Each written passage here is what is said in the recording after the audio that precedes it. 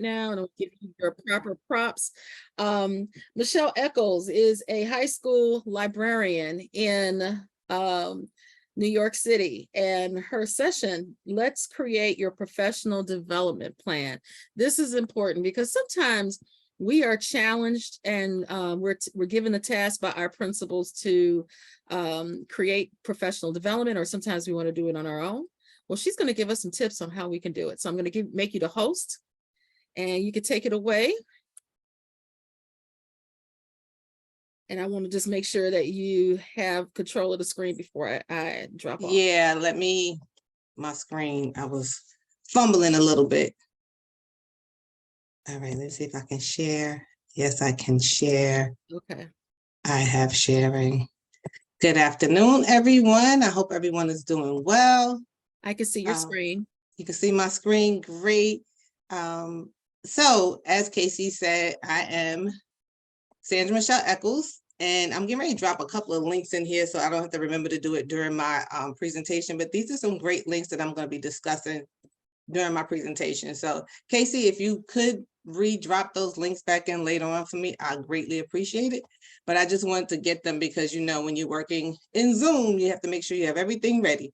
So hello again. So I kind of when I started working on this, I renamed the title of my presentation. So you are in the right session, but I renamed it to say Unleashing the Power of Learning, crafting a dynamic professional development plan for school librarians. I've done this presentation for others because in my background, right? So who am I?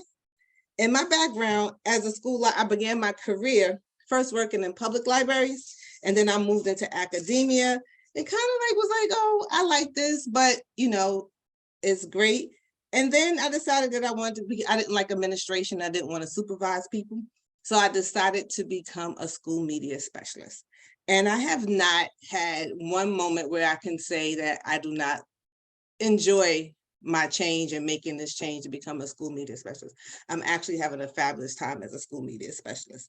So moving on, I need everybody for me to do something for me in the chat. I want you to tell me who you are.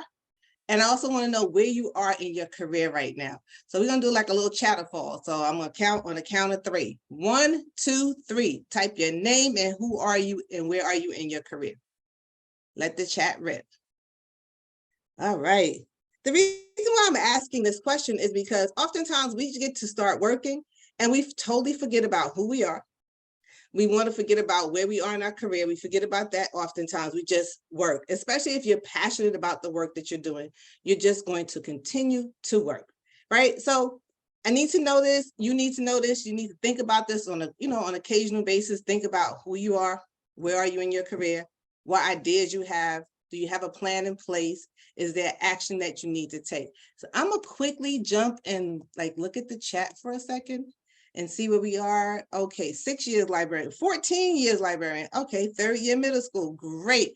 2nd year. All right, so we are all over the gamut. 21 years, okay, yep, we are all over the gamut. 30 years, okay. I see you. So within that, we are all at various junctures in our career, but how many people actually stop to think about what it is that you're doing in your career? So I have one more activity for you. I would be remiss as an educator not to have an icebreaker. I want to talk about slogans, right, for a moment. If you had to write a slogan for your life, what would it be? Why are slogans important for us? Slogans is important because it's a short saying, it's a catchphrase. Think about when former President Barack Obama ran for office, he ran on a platform saying, yes, we can. Nike has a slogan that says, just do it. So slogans has a way of marketing it. And we need to start as professionals, thinking about who we are as the individual aside from our career, because that's where we can see change and we can affect change outside of our day-to-day work. So for one more thing in the chat, I need you to think about who you are. And if you had to create a slogan for your life, what would that be? So let it rip. Let me see what's going on out here. Anybody? Okay, there we go. How quick are you? Outwit, outlast, outplay. Love that one. Book lady, strive to thrive. Yes. Read, learn, create. Yes.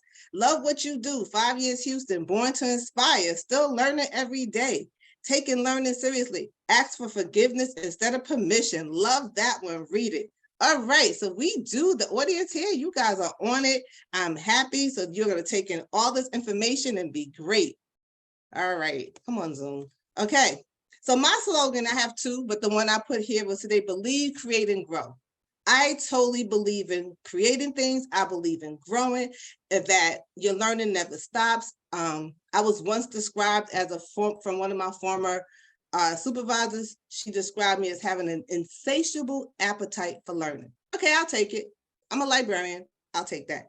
Insatiable appetite for learning. So that was something I had to contend with, and I realized that we do. And as librarians, we never stop learning.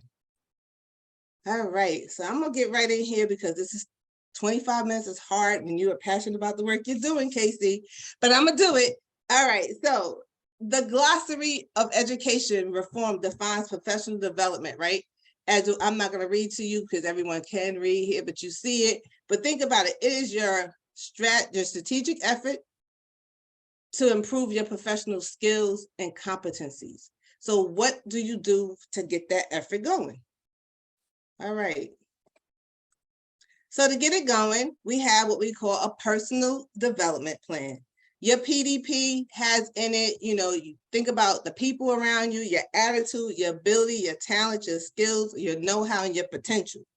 When you are developing your personal development plan, these are all the things that you want to think about for yourself.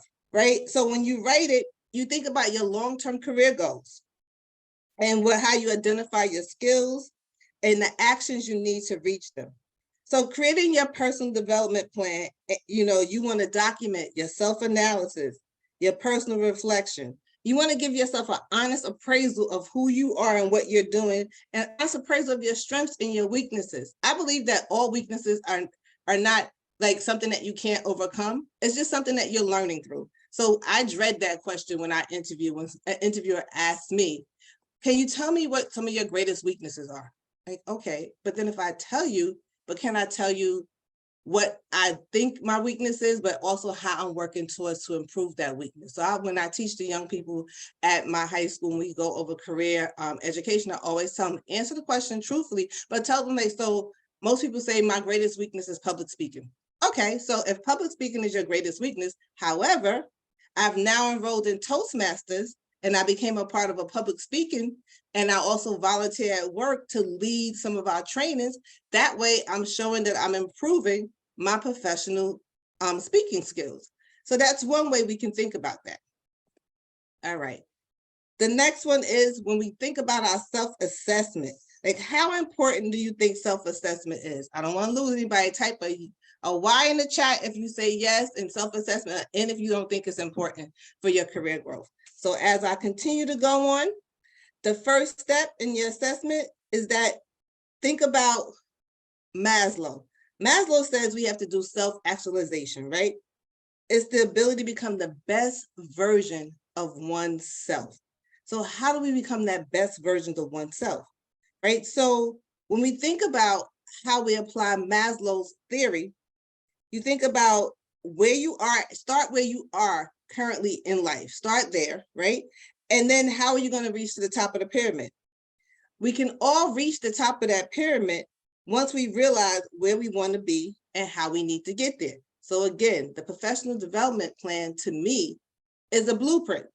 I was first introduced to professional development plan when I worked in nonprofit. I worked at a nonprofit organization in Harlem, and my current supervisor at the time, she introduced us all to professional development plans. That was over 20 years ago. Yes, I'm dating myself, but no, I was a young whippersnapper, right? So, and I've carried this with me throughout all of my career. Like when I became a public librarian, people said, oh, you can't become an academic librarian if you worked in public libraries. You need to have this, you need to have that. But I had my professional development plan where I wrote down things that I did throughout my time in different positions, like i.e. grant writing. That was the catalyst that has been able to take me throughout this lengthy career I've had as a career changer in libraries. But if I didn't document it, I wouldn't know how to talk about it. So that's where you come in at with the documentation. So in the chat earlier, I dropped in a free personality test. It's called an emotional intelligence test, because you definitely knew, like I said, you need to be self-aware. You have to have social awareness, relationship management, and self-management. And within that tier, these are the things that you work on, because we are now working, the world of work now has 4 generations in it. Believe it or not, we are working with, people are working longer. And so you're dealing with 4 generations. So that's 4 different types of personalities and work ethics. That's a lot to contend with. So everyone should always, from time to time, take this emotional intelligence test. It's free. Just find out where you are, because it'll also give you something to journal about when you're writing, creating your steps for your personal development plan. The next one that I love to take too, this is actually my grit score. I scored 4.5. I'm within the 90th to the 99th percentile of other users have taken this test. The grit was developed by Dr. Angela Duckworth. And Dr. Angela Duckworth talks about grit in terms of like that muscle that you have that can help you get from where you want to be to where you are to where you want to be. So grit, as a to make it meaningful in our profession, is utilizing our abilities, our experiences, and our life goals. It is highly up to us and no one else to take initiative and also forge our own paths, because we are the only ones who truly know ourselves. And this what means when you're grasping and honing your grit, it becomes very important. It's a part of self-control. All right. So now we move it on to our career perspectives, right? And when we talk about career perspectives, right, you think about, how did I get from this point to that point, right? You always, they always say, oh, leave the past in the past and deal with your present, right? But your past sometimes informs your present. So if you were young in your career and you had a time management problem and you didn't get to work on time a couple of times, and that was part of your past, and in your present, you might fall in, but you want to have that document so you can look back and see how far you've come, right? And make those connections for the future. What is it that you need to work on? So like, I believe in the professional development plan, not only highlighting your successes, but also highlighting some of the times, some things that you need to work on, because you would never know what you need to work on if you did not have this blueprint. I like to call it my blueprint. I am a hip hop enthusiast, so Jay-Z's album, The Blueprint, was one of my favorites, but I digress. I did that earlier. Also, ask yourself what trainings or courses you can participate in. Everyone here today is participating in this fabulous training workshops because it's something that you felt that you need to gain. And oftentimes we work in systems where they may not pay for your professional development, but we live in a time today that self-directed learning is just a few keystrokes away from you. What gets in our way are our own self barriers. So we might have to get up, if we have a family, we might have to get up at 6 a.m. on a Saturday morning, dreading it, and say, you know what, I'm gonna dedicate 2 hours to learning something about leadership. May read the book on leadership, but it's what you do to help enhance your skill set.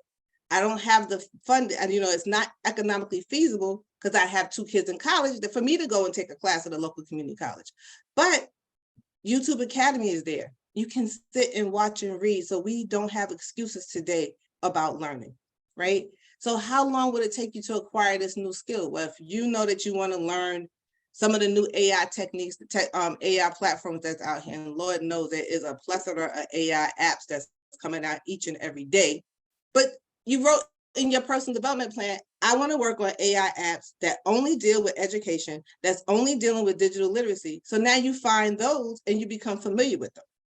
That's something that you could do, and you set your time frame. And I'm gonna get later on in my presentation, I'm gonna talk about the 30 to 60 to 90-day plan, which is ultimately important. It used to be that products, when they first came out, I remember growing up in the 90s, my mother used to say, oh my God, don't make sure if you break that product, let's break it, within the 90 days, because within 90 days, stores used to give you back a total refund.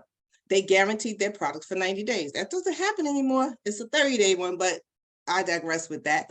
And then also, you have to seek your feedback on how well you're performing in your current position, whether it be from leadership, whether it be from your colleagues, or even when you sit and talk with a friend that doesn't even work in your industry, you want to know how you're doing. So defining what you want, right? What are your priorities? Where are your boundaries? And today you need to set boundaries. How I know as school librarians, and I had to learn this within my first 2 years, that school librarians tend to get pulled for everything.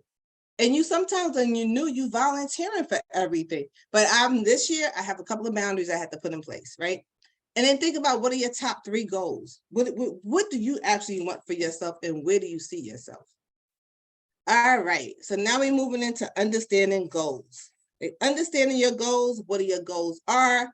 Goals, as you see, give us a roadmap to follow. Goals are a great way to hold ourselves accountable. Setting goals to work to achieve them, to help us define, and setting goals also help us to prioritize things. And that's why I'm gonna talk about the 30, the 60, and the 90-day plan. So again, when you set your goals, be clear the goals. You just can't say, oh, I'm just gonna set this goal. Research has shown implementing SMART goals, and as I'm gonna talk about, the SMARTY goals is something new that came about, I would say in the last 2 years, where they added the I and the E to it, right? So we all know what the SMART goals are. We should all be familiar with the SMART goals, right? But the I and the E is new to it. So inclusive. What new perspectives non-represented groups bring? So you want to be inclusive to your organization, especially if you are a person of color and you work in an organization and you're the only person there. What can you bring to them perspective about that, or vice versa, where you might be the majority in your organization and you're in a leadership position? What can you help bring in the people who are not part of the majority? And then equity minded, right? How can you change the goal to incorporate equity and inclusion at your organization?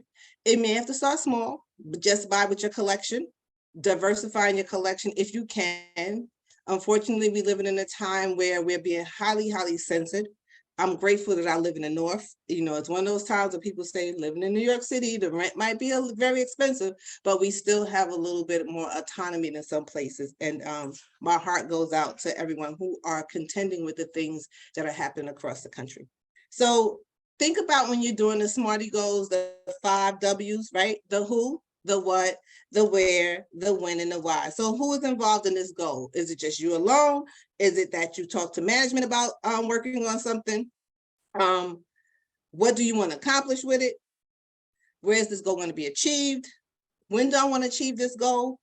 And what do I want to achieve this goal for? So that's about SMARTY. So think about, you know, as school media specialist, or if your title is school librarian, like one of my goals was improving my teaching skills, because I came in a little different than traditional, right? So just aligning my teaching skills, because I came from higher education, I had to do a refocus, and I had to pivot and meet my students where they were, because I was here because I came from higher ed. And some of my students, if you work in the K-12 sector, in particular high schools and urban communities, you will find that your students are on a wide range. So that was something that I had to learn, and I put that in my professional development plan within my first year.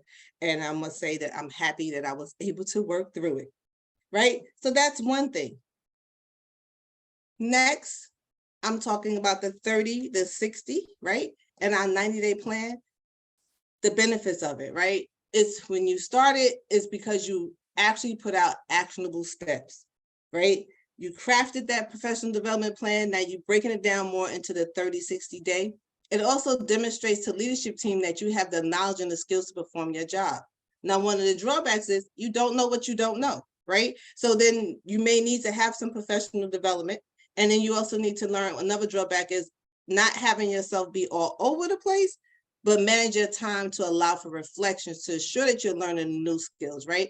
That you have placed in your professional development plan under the 30, 60, 90 rule.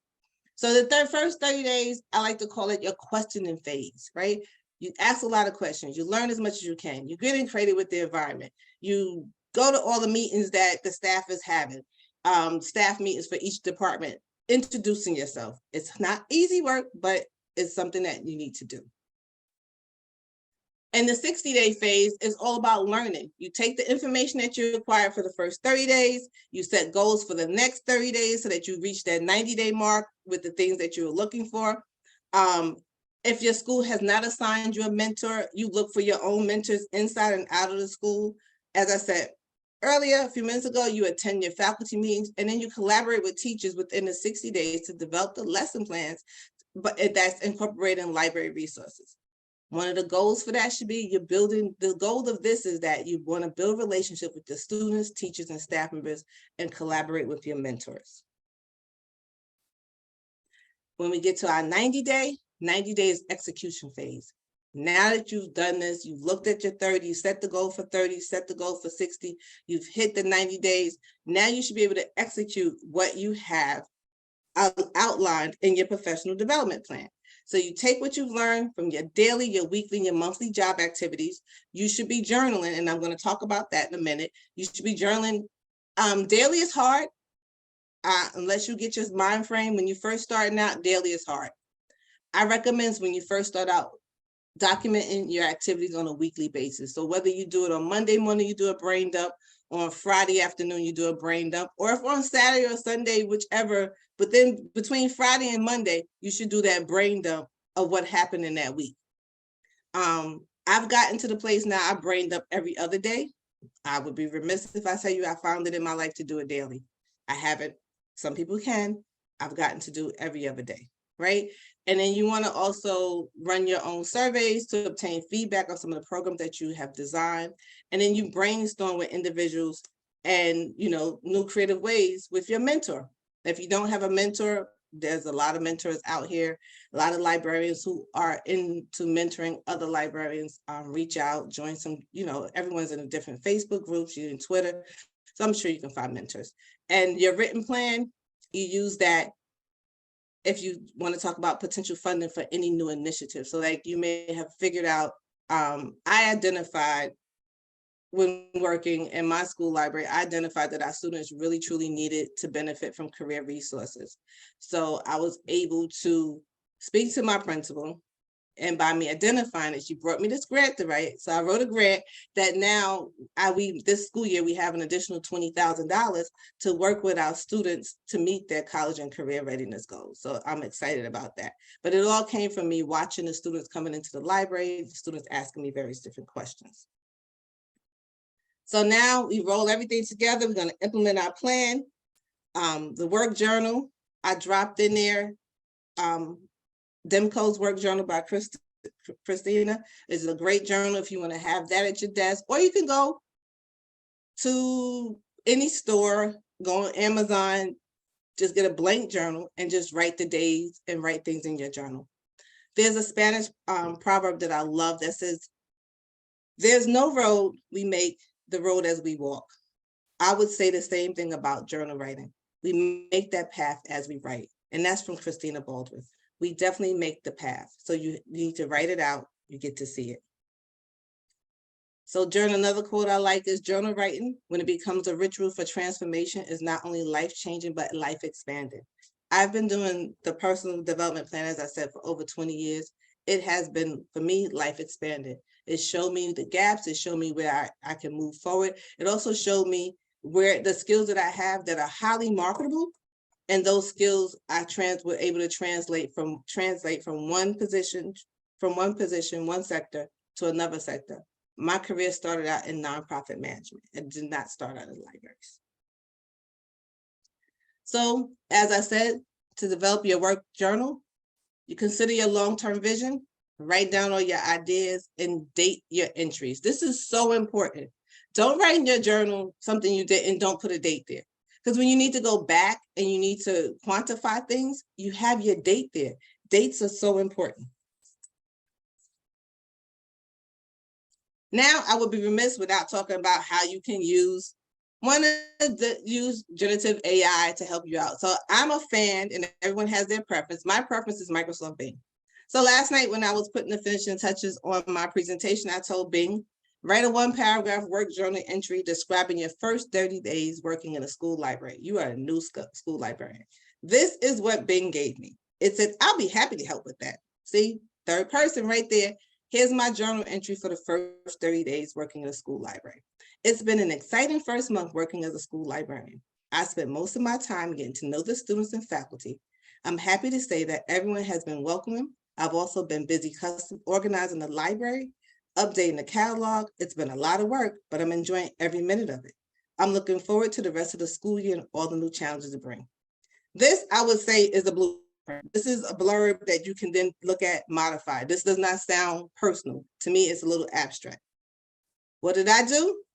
Here's my sample.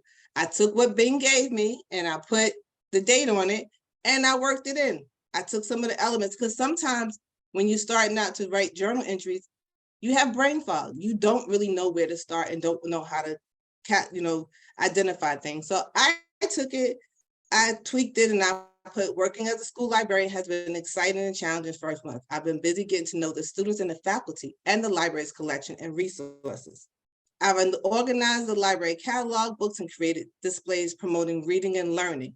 These are key things, those key words, reading and learning. That's something that you need to have when you want to go up for a different position, or if you decide that you want to change and move on.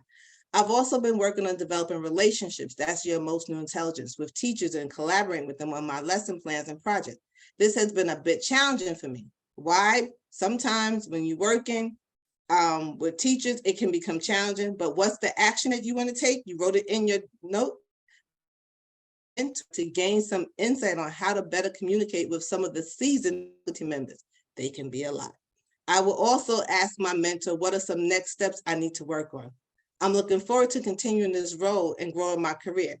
Always, I like to end my journal entries with something that I'm grateful for, with a gratitude note, because those gratitude notes help build your self-esteem. It helps keep you on task, to help you know that you're actually doing something great and not just working on a hamster wheel.